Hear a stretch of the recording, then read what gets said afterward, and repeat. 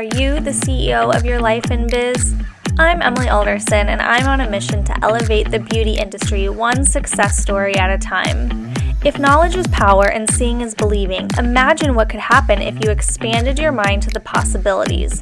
What kind of shift could you make happen? This is Stories with Stylists.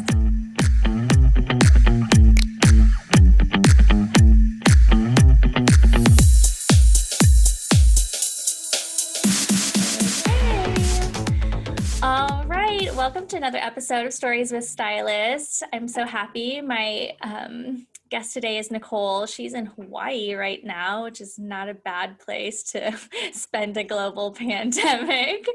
So I'm excited to have her. Thanks so much for being here. Thanks so much for having me. This is actually my first podcast. So Really? yeah. Oh, yay. Well, good. It's actually a lot of people's first podcast, and it's my first time doing a podcast. So there we go. We're all like in it together. Love it. So, first question for everybody: where are you from, and what led you to cosmetology? Okay, great. So I'm originally from the island of Kauai in the middle of the Great Pacific. We are one of the islands in the state of Hawaii, and I was here from the time I was very young, 3 years old or something, all the way until I turned about 16. And my mom moved us out to LA. She got accepted to Loyola Marymount College, and my mom had me very young. So we uprooted our family, moved to Los Angeles. I very quickly realized that school wasn't exactly for me. And so I tried a number of small little jobs. You know, I worked at like Lisa's Cookies and Warehouse Music Store, and I got a job at another music store, and I went to go get my hair done. And my grandma was like, "Your hair is hideous. Like, we need to work on this whole situation here." I was very confused on my look at the time, coming from Hawaii and so many fun looks in LA, that I kind of took on a lot of different things that didn't go well together. So she sent me to the stylist, and I sat down in the chair, and the stylist name was Jerry Tyler. And at that time, he was the head of the state of California Apprenticeship Board. And he said to me, he's like, "Listen to me. You're not going to work in a music store. You're going to come here, you're going to learn how to do hair, and you're going to have a profession, and you can do whatever you want with your life. But as long as you have this, you'll be able to make money anywhere you go." And so that's what happened. I immediately got the job washing hair, and I was an assistant apprentice for 2 years at Carlton Hair Marina Del Rey. So did you do like apprentice through the salon, or you went to cosmetology school and then? No, I did an apprenticeship through the salon. And at that time, Carlton Hair International was a huge training hub. So they were partnered with Vidal Sassoon.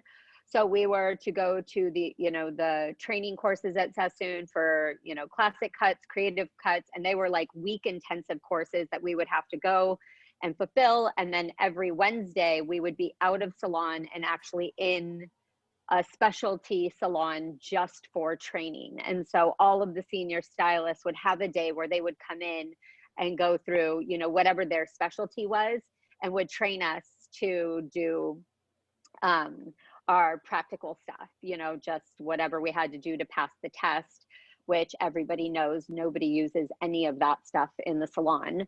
But there was details. I actually didn't complete my apprenticeship program. I stopped about 2 weeks before I was complete with my hours, and I got in a really bad car accident. It was kind of like a whole deal.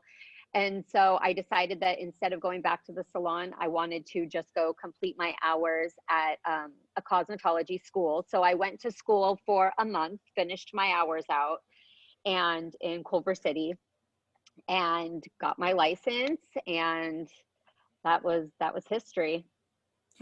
I think the apprenticeship is such a cool opportunity. I remember like the first time I heard about it, I was maybe a year or two out of school, and I'm like, what? I could have actually worked at a salon and got paid instead of like wasting my time rolling perms on a doll head at school. You get so much more like real world view of what the salon life looks like. Absolutely. And you have to be an assistant in LA. I mean, I don't know how it is in other states, but if you want to work in a high-end salon, some with more niche clientele, you would have to be an assistant anyway. So you would Yeah. go to school, you would do the whole deal, then you'd have to do a year of training in the salon as an assistant, as a licensed cosmetologist. By the time I had gotten into a Beverly Hills salon, I had already had 2 years experience and a year behind the chair. Yeah. So that was pretty cool. So did you just fall in love with it right away? I mean, how crazy that that guy was just like, Nicole, this is what you're doing. I'm changing your whole trajectory. Well, at that time, I didn't really have any major plans for my life. I knew I wasn't going to go to college. That was never my thing. I've always been a creative. I've always been very social.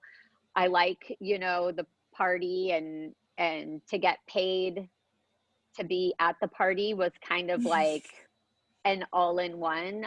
Yeah.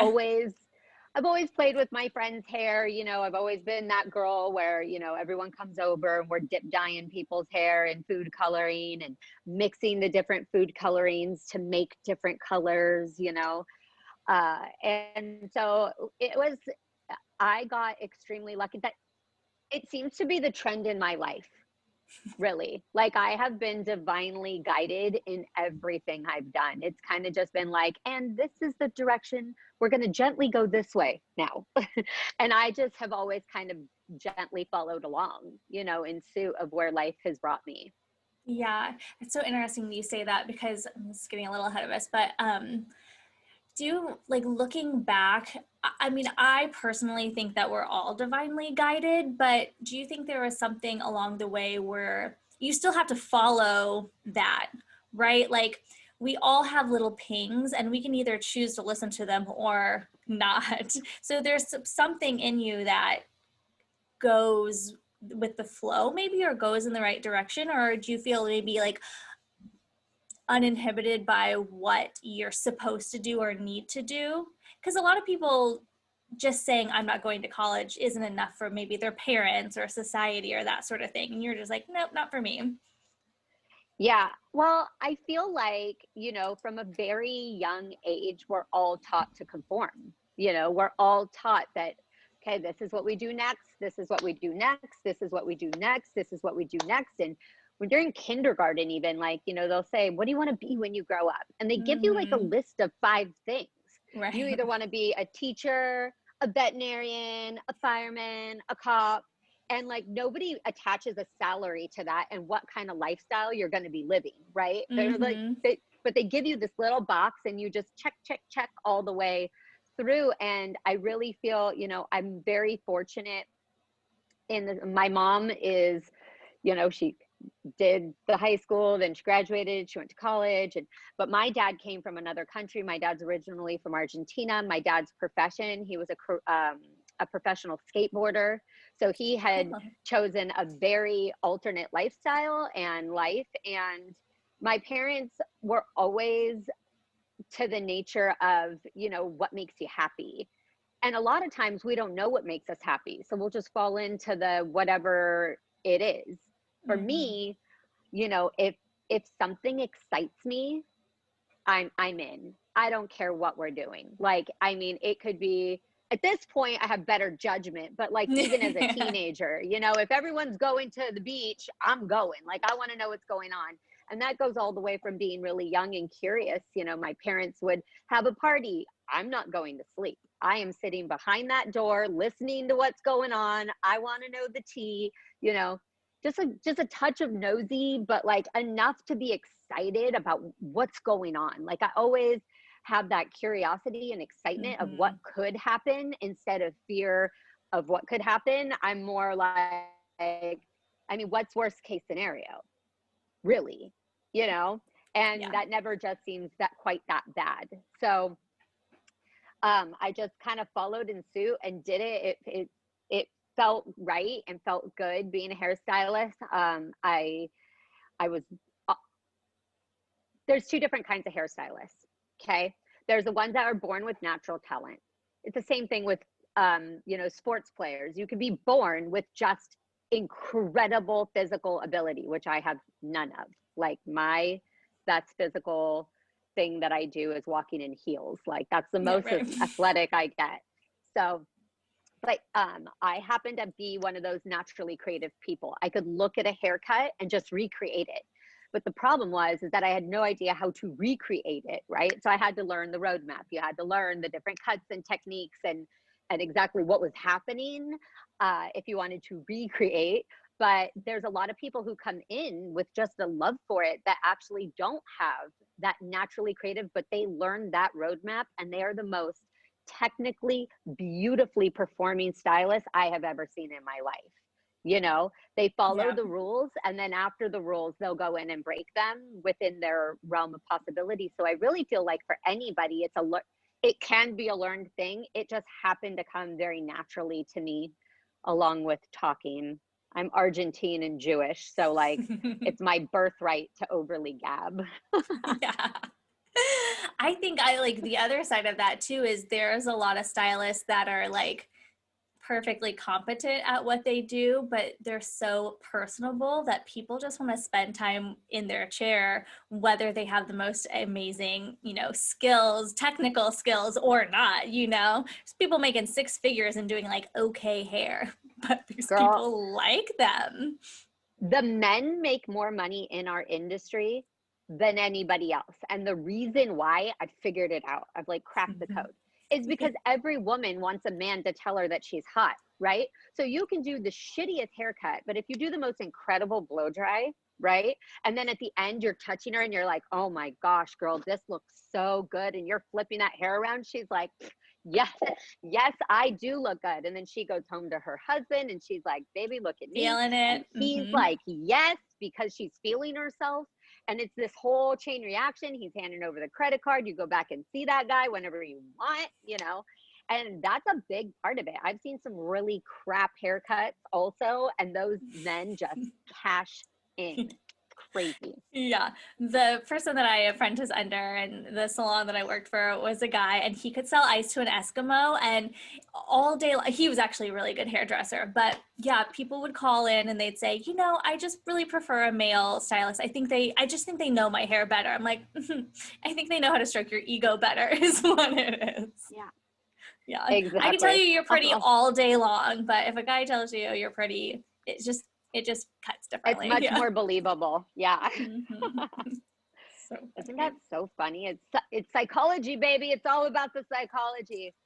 Oh my mom, gosh. Yeah. there's a show, I think it's called LA Hair or something. My mom was watching it last night and she's like, his hand is on her knee. Why is he talking to her like that? I'm like, Mom, they love it, She's happy to be there because she knows the treatment that she's getting. Yes. Totally. Yep. It's not just hair So for funny. sure. Right? So after you apprenticed, then you didn't have to assist at all. Did you go on to like a No, I rental did. salon? I You did did. assist. Okay. Yeah, I assisted. So I really wanted to work in Beverly Hills. That's where I wanted to be. I knew that that's where I wanted my career to like pump.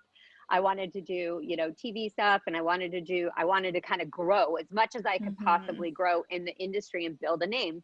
So I went to Beverly Hills. I assisted at Juan Juan Salon. It was an incredible experience. I made some incredible like relationships with people who I'm still friends with today. Mind you, I've been doing hair for 20 years. So it's been 18 years of relationship with these guys. And it's super cool because most of us that we're all assisting together now all own our own salons. Oh my So gosh, cool. yeah, it's really cool to see how that grew, I mean, now it's different because of COVID, but everybody, moved on to be very successful. So I assisted in a salon. I assisted two incredible stylists that were educators for Fidel Sassoon, as well as the owner. I kind of did all three of them on a rotation. I loved being an assistant. I was really freaking good at it. I'm a really good multitasker. So I was just like, set them up, go, da, da, da, da, da. But I remember like holiday time in between my fingers would bleed, Oh, because yeah. you wouldn't be assisting. You would literally just be sitting at the shampoo bowl, washing hair, towel gone, wash hair, towel gone. And if you dried your hands between, they would crack and bleed. And, you know, figuring out just with the tips you made, whether you were going to eat a pastrami Subway sandwich or you were going to pay for your parking. Like you had to choose, you know, Right.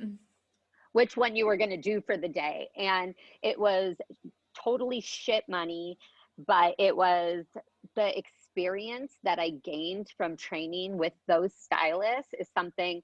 I mean, I've been doing extensions now for 18 years of my career because I assisted two like people who were some of the first people to do like, you know, the bead extensions in Beverly Hills. Mm-hmm.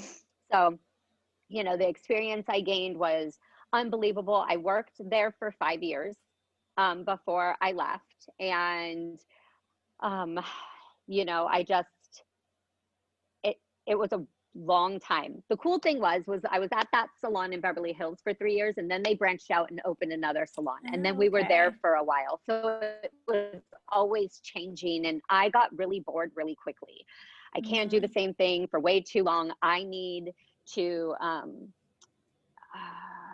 not comfortable being stagnant. I always want to be growing and learning. And if everything gets redundant, I'm like, I'm out. So I left that salon and I actually moved back to Hawaii and tried to live here. It was an experience. You know, in California, there's so many hairstylists and there's so many incredible salons. I mean, I'm talking, there's probably like 8 salons on one block of badass hairstylists, you know, and each one is stuffed.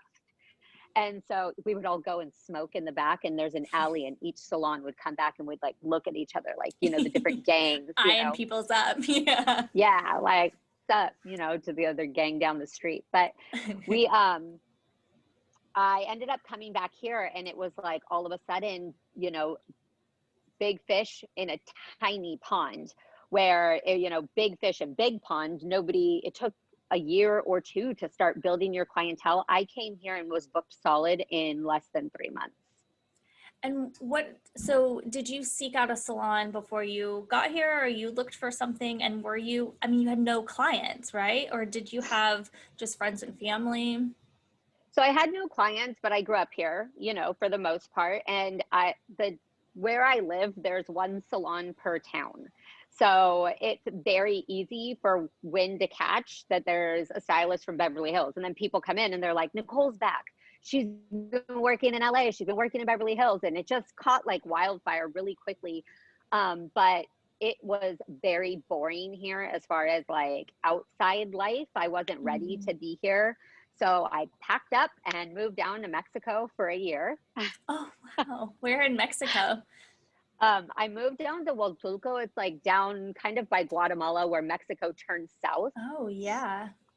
So I went down there, lived down there, and, you know, I had my scissor case and I did hair to make some money and just kind of cruised. You don't need a lot to be able to live down there. And that was exciting. And until it wasn't. And I decided to move back to Beverly Hills, and I worked at with Joseph Martin Salon on Rodeo, and fell in love with Peter Ishkan, who was like a sister salon to them, and moved over there for a little bit. And that was a really short time span. You know, I was kind of trying to feel out what salon I wanted to be a part of. I didn't really want to commit to anything, but after committing to Peter Ishkan Salon and like absolutely falling in love with him, his style, you know, he has his TV show. He's done a lot of really cool things, and he's just an incredible human. If you don't follow him or know him at all, he is just like magical. I love that human. But I got pregnant with my first son. So that was pretty much the end of Beverly Hills in Los Angeles for me. I was like, okay. I'm gonna have to raise my kid home. You know, this is where my mom lives here. My dad's here. All of my best friends are here. And it was just, that was my cue. It's time to go home. Yeah, kids will put roots on you pretty fast, huh? Yeah. Very quickly. Yeah. And it takes a village. I mean, anybody that is like trying to do it on their own, it takes a village. Yeah, take advantage. So you move back. Did you go back to the same salon that you were at before? I did. I went back to that salon, and again, it only took about a month before I was booked solid again. And it was great. You know, at that point, I was just looking for some stability. So I was making enough money. My husband at the time, well, he wasn't my husband at the time. We were to get married, but that my baby daddy came with me, and you know, he was having a hard time finding work, and so I was able to kind of float the boat for us, you know, and do the whole deal. I worked all the way up until the day before I had my son, and I went back to work 2 weeks after my C-section. What? Oh my gosh. How? How? I've had two kids and I'm like, oh God. I mean, physically, maybe, mentally, no, good It luck was if you were my client. Yeah, it was pretty bad. So he was still not able to find work for quite some time. So there wasn't really any options or a choice. I just kind of had to do what I had to do. And I felt super grateful that I loved what I did and that I Yeah. got to do what I loved, like that that I had to do what I loved, that I didn't have to Mm-hmm. do something else that I hated to Yeah. be able to do it. At least I got to be somewhere that made me feel good. So yeah, I Yeah. went back to work very quickly. And we were jamming. We were jamming for a while, and I lived in one town and worked in another town. And one day I was walking around in the town that I lived in, and I ran into a guy, and I said, "Hey, what are you doing in here?" He was in a commercial space, and he's like, "I'm actually opening a salon." He was the manager of the big resort here salon. Mm-hmm. And he said, "I'm going into business for myself." And I said, "Well, you want to rent a chair to me? Because I'd love to be right here, you know, because it was easier Yeah. with my son." And my husband at the time would bring my son to me, and I would nurse him in between clients, Aw. rinsing the boob off in the shampoo bowl,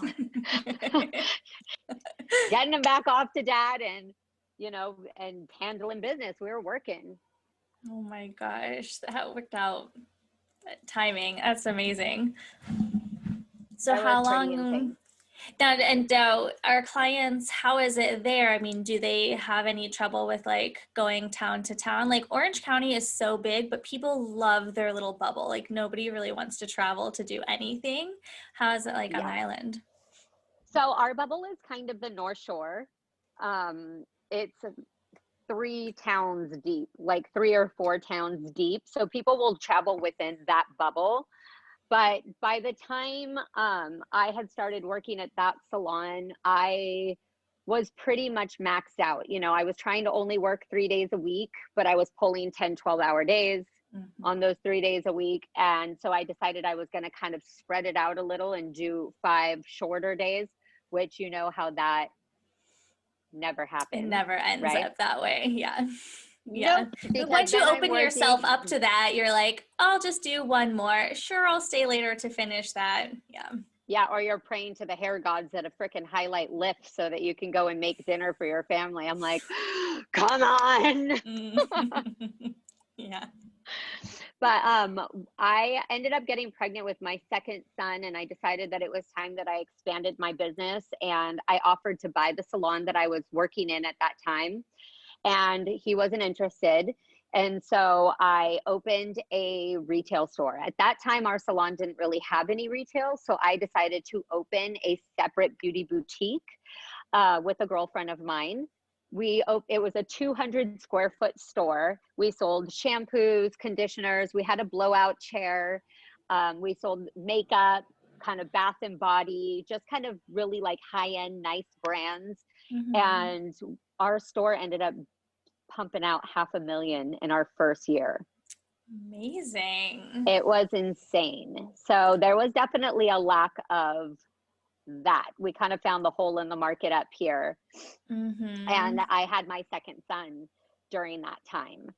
So 2 kids deep, working in the salon, working, you know, and, you know, I also at that time decided that I was going to start an apprenticeship program because I wanted to be able to give Oh, back. cool. So there Yeah. wasn't really one happening on the island at that time. So I decided to start that, and I So I had a full-time person that I was training, and just to keep myself up on my education too. You know, I feel like in order to really learn something, you need to teach it. And sometimes you surprise yourself on how you're able to explain what you've been doing for all this time, because it kind of just Mhm. becomes second nature. Yep. And I'm like, I actually have an explanation for this. Like, so what we're going to do first, and then you find yourself not cutting corners, right? So a Yeah. stylist, like the more you do something, you know that you can break a little rule. So then you step over that line a little, and then a little, and then a little, and a little, and a little. And after 10 years, you're like, just throwing Got some this. magic dust on it. It pops out beautiful. No idea how that happened. Hallelujah. Thank you. Yeah. Yeah. And you're like shocked to yourself. You know, every client, you're like, oh, I did that. so good. Does everybody see how good I am? You know, but going back to being a trainer, being able to teach someone else something, you really have to get down into dissecting it again. And it was a really great experience for me behind the chair to go back to, you know, number one, giving back that the way that people were able to give to me, you know, just with that. Giving back to my community, because there is no hair school on this island. You would have to leave Oh, the okay. island if you wanted to go to hair school. And then also like kind of transitioning myself, because listen to me, I don't want to be an 80-year-old stylist telling people what's hot anymore. Like, frankly, I don't even want to be a 65-year-old stylist. Yes, I will probably be a 65-year-old stylist, but I don't want to be the person like trying to tell people what's hot. You know what I Yeah. mean? Yeah. Oh girl, this is in fashion, this is in style. And I just don't want to do that. And hairdressers, we're lifers. You know, we're very similar to being in the restaurant industry. You know, we're all you know, still working for that tip, girl. So, you know, we're like, but what we get to do is just so fulfilling in so many different avenues, you know, where, and to be able to give that gift to somebody else was like, for me, a really big deal. Yeah. So that was cool.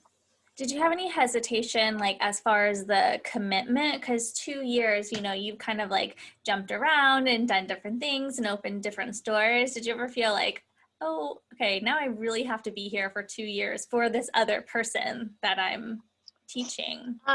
No, because I had opened my retail store at this time, like I had the two kids.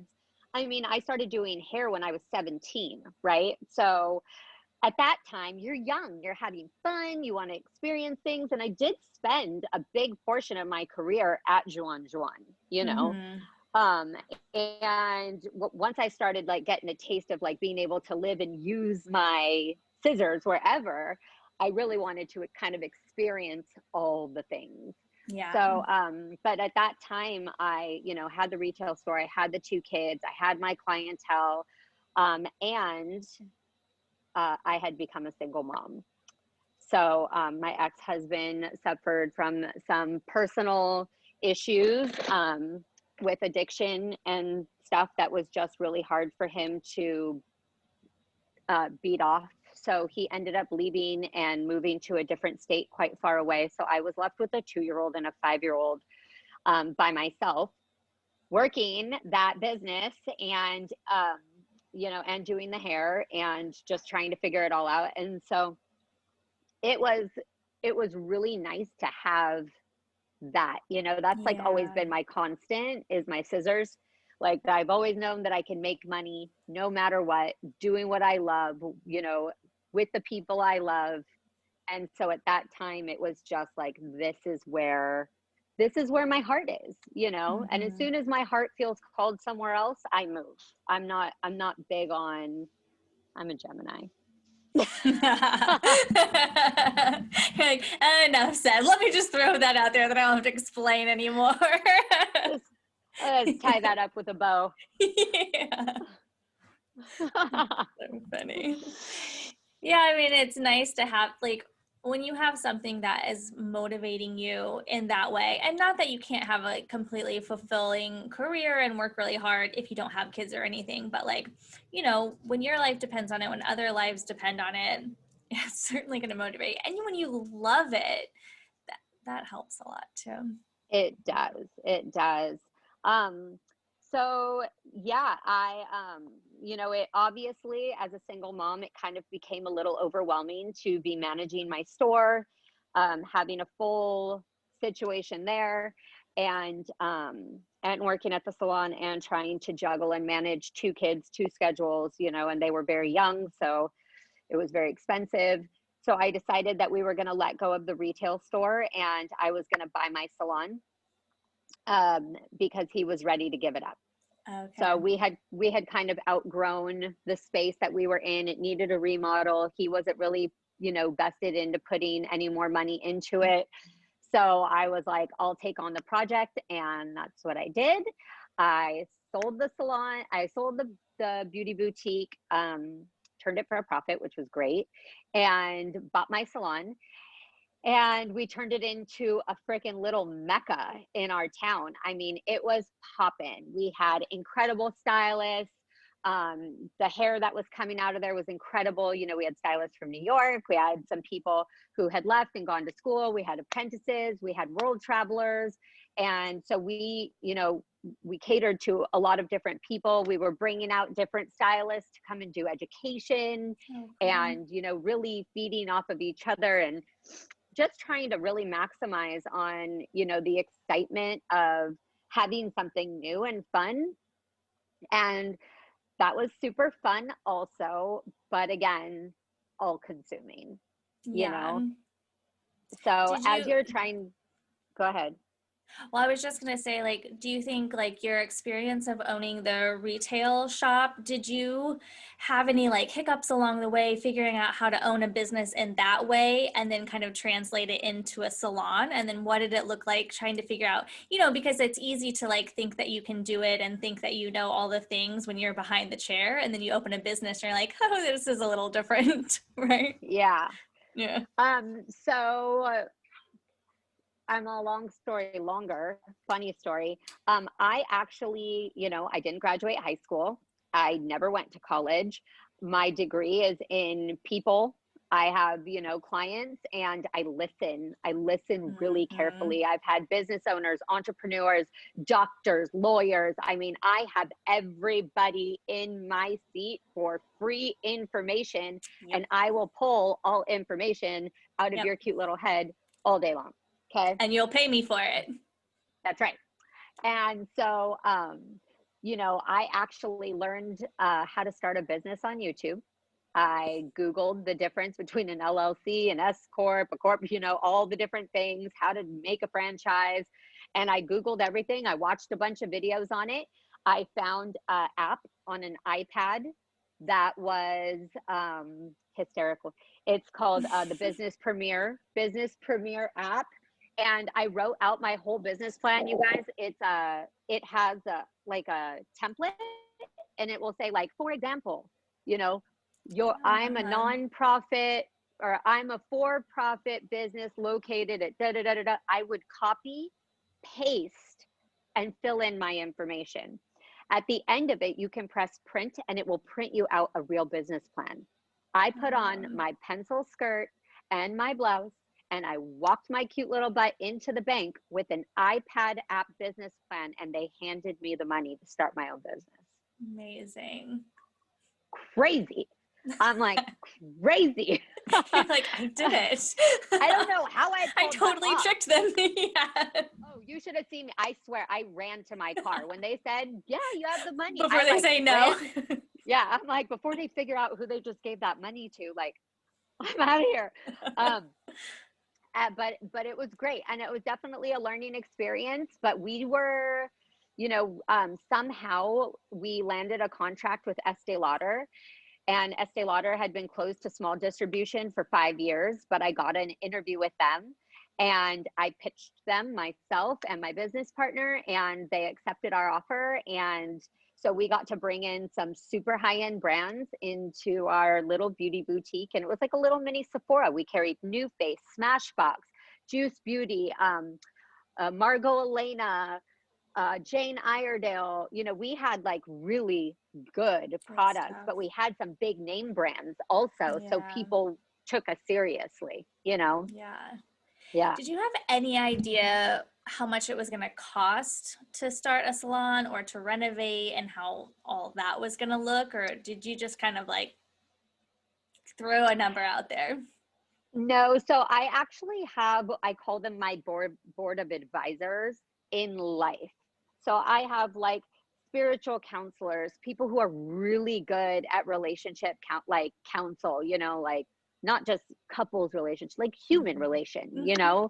I'm irritated with my mom. Well, let's look at your part, you know, and just Right. accountability holders to myself. I'm a big fan of calling myself out on my bullshit, because I have a lot of it.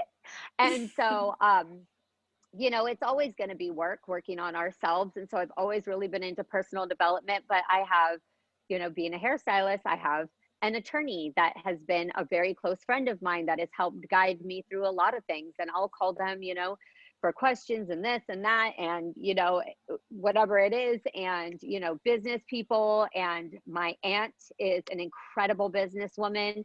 And so, you know, I would bounce things off of her. She would play devil's advocate. She actually told me not to do it. She's like, you're not going to make enough money for it to be worth it. I'm all, even if I made $1,000 a month, it would be worth it. Because at that time, $1,000 would make a huge difference in my life. Sure. You Yeah. know, Yeah. now I wouldn't do it for 10,000 a month. Like it just wouldn't, you know, but not knowing that, we opened our first business for $60,000. We sold it for a profit. And then my second business cost me $100,000 to open.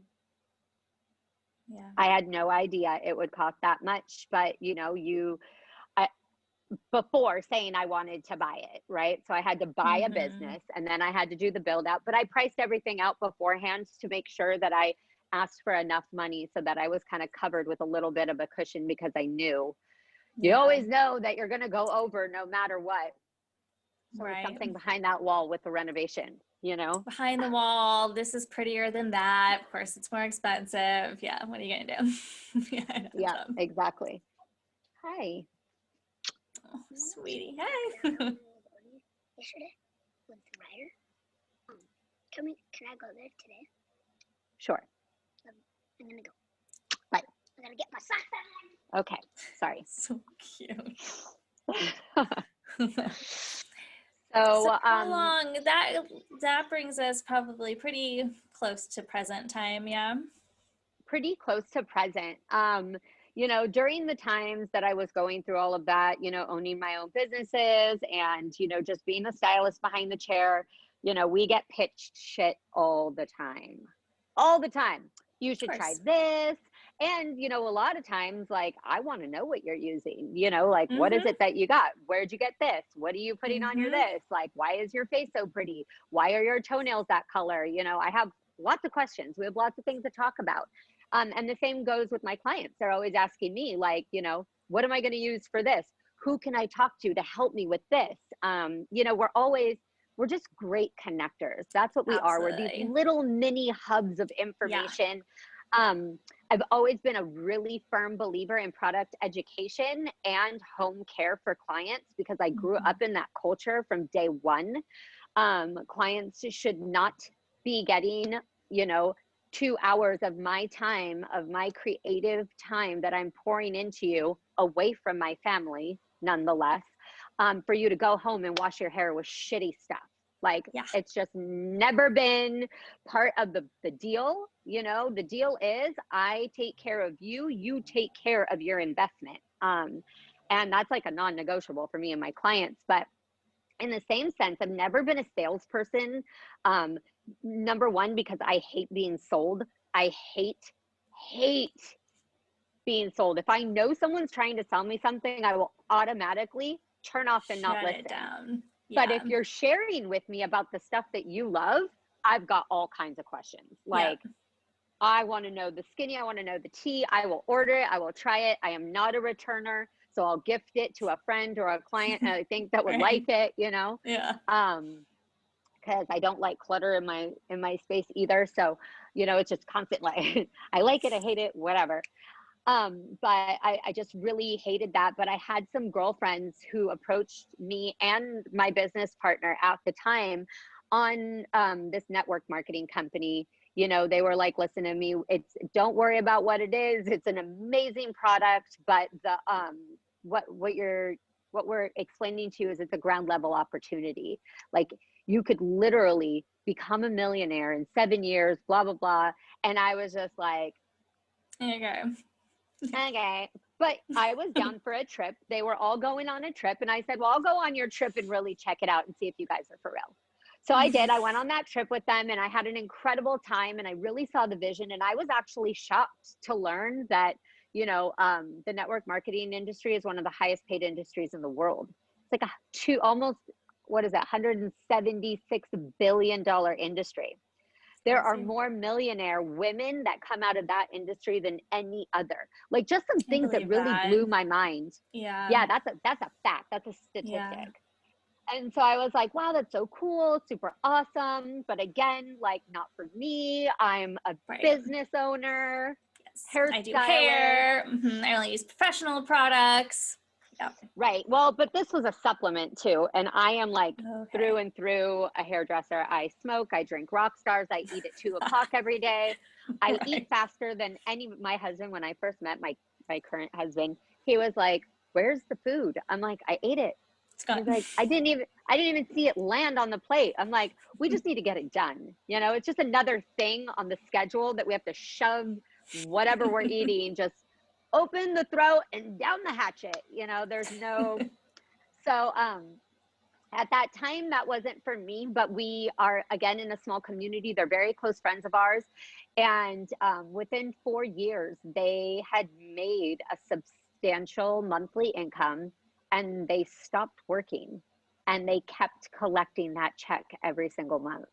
Wow. And I was like, dang it, I missed the boat. Like, whatever, fine, you know, you can't cry over missed opportunities. But meanwhile, you know, my clientele, you know, here, I don't know if you know anything about Kauai, but we're a very boutique town. We're like a little mini Hamptons. You know, the properties are quite expensive. We have a lot of celebrities, a lot of big business owners here, like, you know, brands and names that you guys use every single day.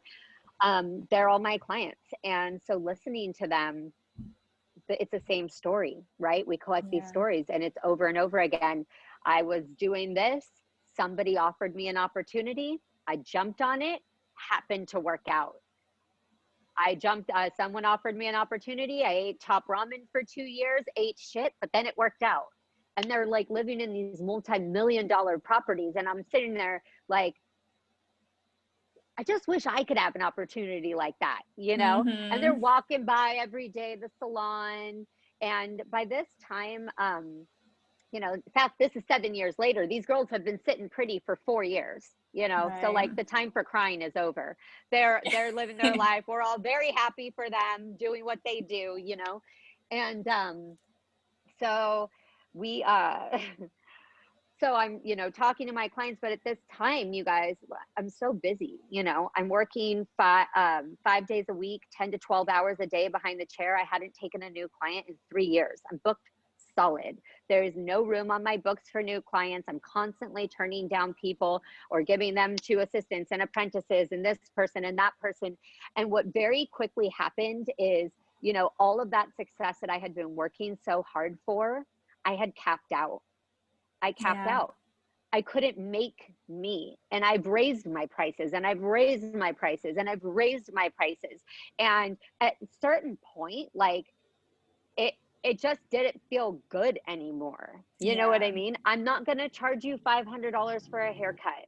I still like care enough about the people in my chair that the people who can't afford that, and I'm not going to do a sliding scale. I'm not going to charge people more because they have more money. You know, and I'm not going to charge, just like I'm not going to charge someone with more hair more for a haircut than I'm going to charge the woman who comes in who's half bald. You know what I mean? Like, it's just not fair. So, you know, I had capped out. I was working brutal hours, and I had met a new man who is absolutely gorgeous. He's not here right now, but check her Instagram. There's lots of eye candy. Yeah. But I had met this magical man, you know, I owned the business. I drove the car I wanted to drive. I had just bought my house. You know, everything on the outside looked really good, but I was starting to miss the 2 hour, 3 hour client, like the balayage or the whatever. The client literally, when you meet your max, when you hit your peak, the most you can be doing, the most slammed, your books are amazing, you're making big money behind the chair. I mean, I made a multiple 6-figure income behind the chair in 2019. I mean, I did way over 300 and something thousand behind the chair by myself. Wow. Wow. Okay. So, I mean, I was doing well and I had maxed out. And so all of a sudden the client became a number, right? It was just root touch up, blowout, this, that, highlight this, blah, blah, blah. And I'm like, do you want to do anything different? And they're like, no, I love what I'm doing. And I'm like, great. So basically I just became a conveyor belt. You know, I had lost because I wasn't able to take new clients. And frankly, like my timing wouldn't allow me to take a new client because you can't walk in and I've never seen you before. Like it would have to be a consultation and then you'd have to get exactly what you're asking for. You know, there was just no more, it had lost that like luster, you know, and I was missing that part of the reason why I fell in love with hair in the first place, you know? And so clients would walk by the window and they'd be like, hey, how's it going? You know, and my answer for the last 3 years has always been, oh, you know, just living the dream. And like super cynical, like super like bitchy, you know, but like, you know, trying to be funny about it at the same time, you know. And they're like, oh, can I get you anything? You know, offering me a coffee or a, you know, $12 juice. And I'm like, yeah, you can get me something. I'll take your life. I'll take your car. I'll take your bank account. I'll take your nanny per kid. I'll take it all. I'll take all of that and you can have this chair, you know, like at that point, like I had just kind of become a little bit of a cynical nightmare. I mean, I was coming up on my 20 years behind the chair and, you know, I had just kind of capped out on all of that. And so, you know, just being who I am and excited about life in general, my old business partner from the beauty bar called me and said, listen to me, I need to talk to you about something really important. So you remember 7 years ago when our friends jumped into that opportunity? And I was like, yeah, why, what's going on? She's like, I found another one. And I was like, oh God. I'm like, all right, whatever, just freaking throw it in. You know, I'm already super busy, but what is it? And she goes, what's one more thing? Yeah. She goes, well, I'm really glad you asked because it's actually in your wheel well. It's an anti-aging, vegan, cruelty-free hair care line that has scientific backing to be a game changer in the hair industry. It's one of the fastest growing hair care companies in the world. And I had already seen it 3 years ago at the hair show, because we go to the hair show every year to stay up on education. And it was very irritating, but we decided to bring it into the salon and, you know, work with it, see if we loved it. Why the hell not, right? I'm doing hair anyway. I'm trying all these different products from the beauty supply store and all different kinds of places anyway. So we brought it in and very quickly fell in love with the products. And people just started taking it. They started asking for it. We started moving, and I decided to really look into, you know, navigating the business part of that. That's just who I am.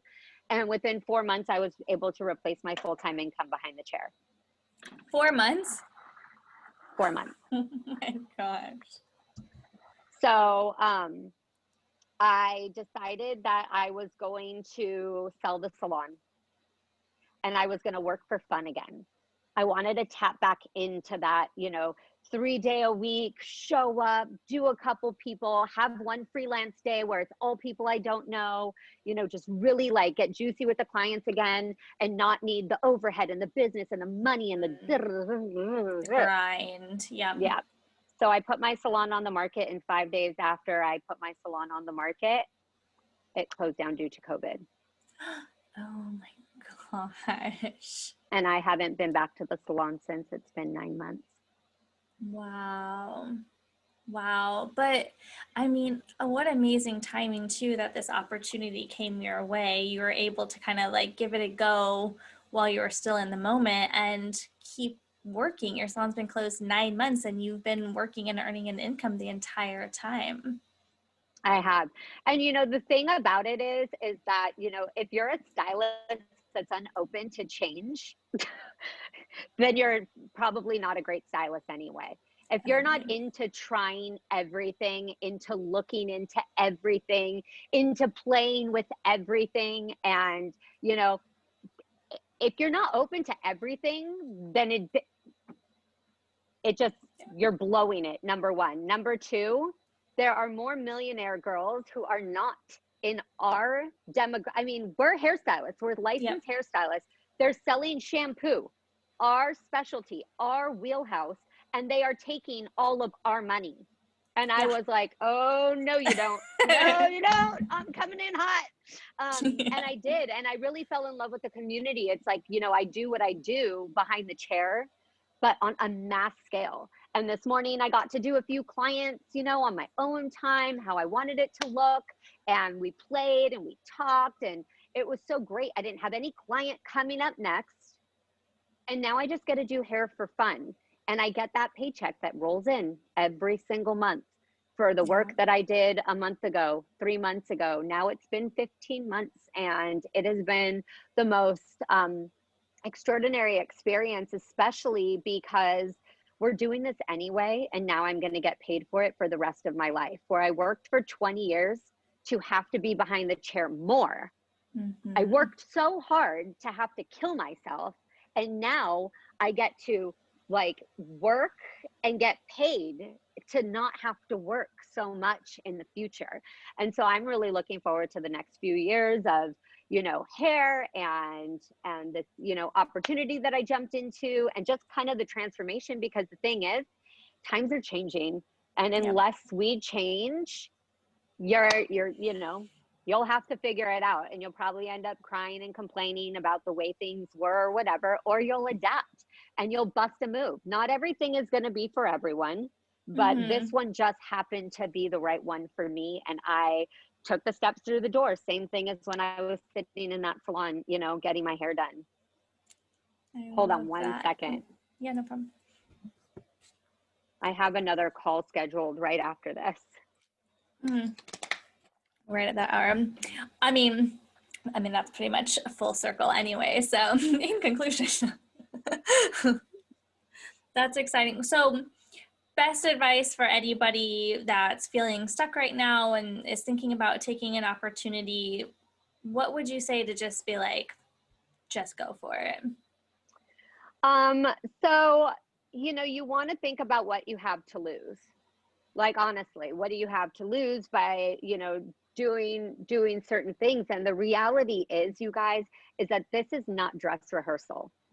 I am 20 years older than I was when I first started doing hair in this industry, right? You only get one life.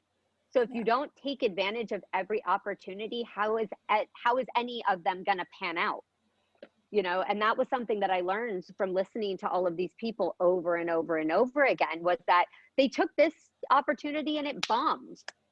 But who cares? They lost maybe a year. They lost maybe 3 months. They lost maybe, whatever, right? Yeah. But you don't ever get that time back, and you can't get to the good experiences unless you get through the bad ones. Some people get lucky and hit it on the first, Sure. So you just never know which one that's going to be. But unless you can open as many doors as you want, but unless you walk through those doors, Tony Robbins talks about this all the time. And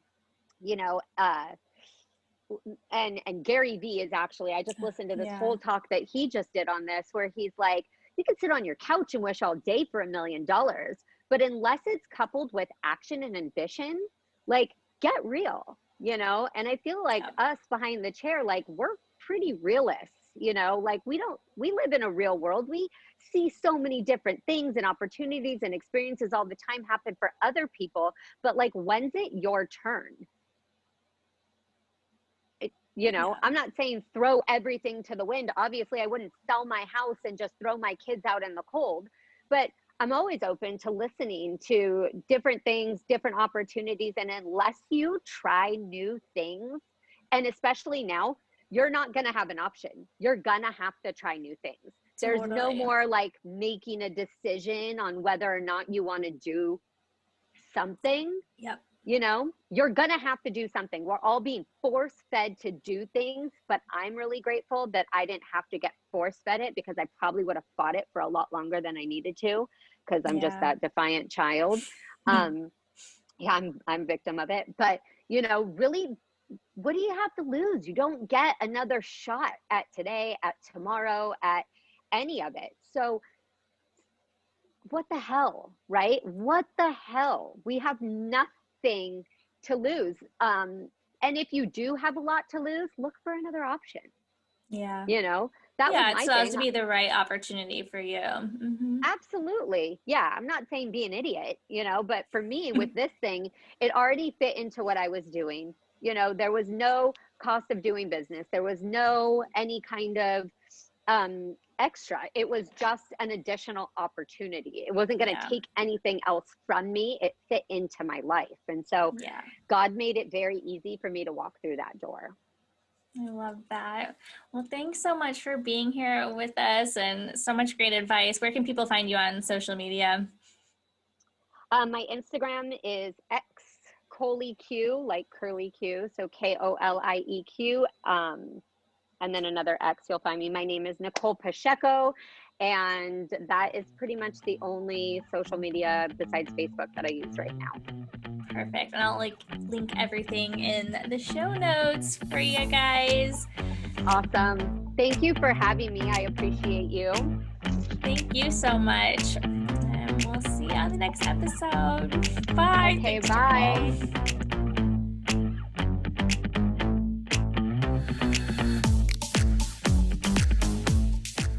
Thank you so much for tuning into this episode. If you liked it, and I know you did, please don't forget to leave a 5-star review.